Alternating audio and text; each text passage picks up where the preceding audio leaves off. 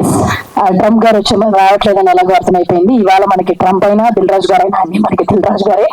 Yes, and ఈ సినిమాతో దిల్ రాజు గారు కూడా అసోసియేట్ అవ్వబోతున్నారు. అండ్ ఎస్, ఈ సినిమాతో మన ముందుకు రాబోతున్నారు దిల్ రాజు గారు కూడా. అండ్ ఎప్పుడు రిలీజ్ అవుతుంది ఏంటి అనేది కూడా దిల్ రాజు గారే మాట్లాడతారు.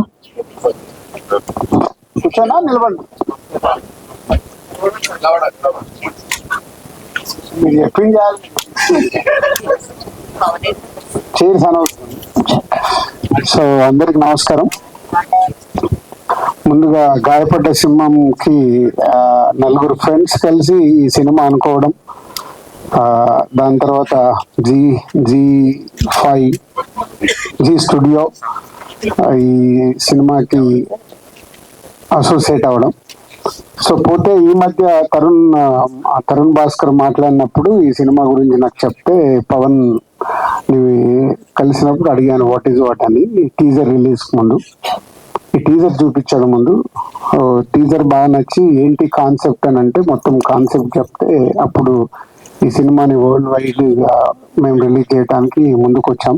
సో కాన్సెప్ట్ చాలా బాగుంది. అండ్ టీజర్ మీరు అందరూ కూడా మంచి అప్లోజ్ వచ్చింది టీజర్ కి, మంచి గుడ్ హ్యూమర్.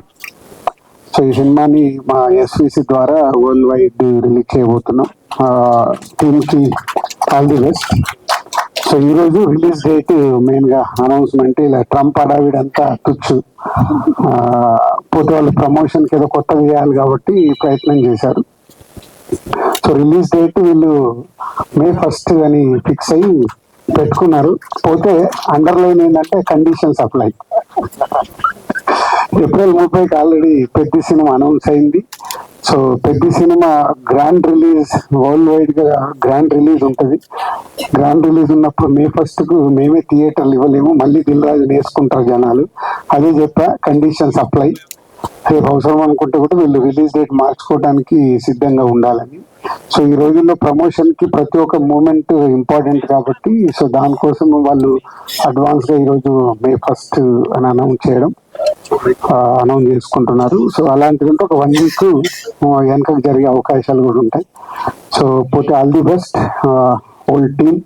ఒక మంచి కాన్సెప్ట్ తో చేసినందుకు దానికి జీ స్టూడియో లాంటి కంపెనీని బ్యాక్ బోన్ లాగా పెట్టుకొని ఇప్పుడు ఫ్రంట్ బోన్ అన్ని పెట్టుకోవడం బాగుంది. All the best. Thank you.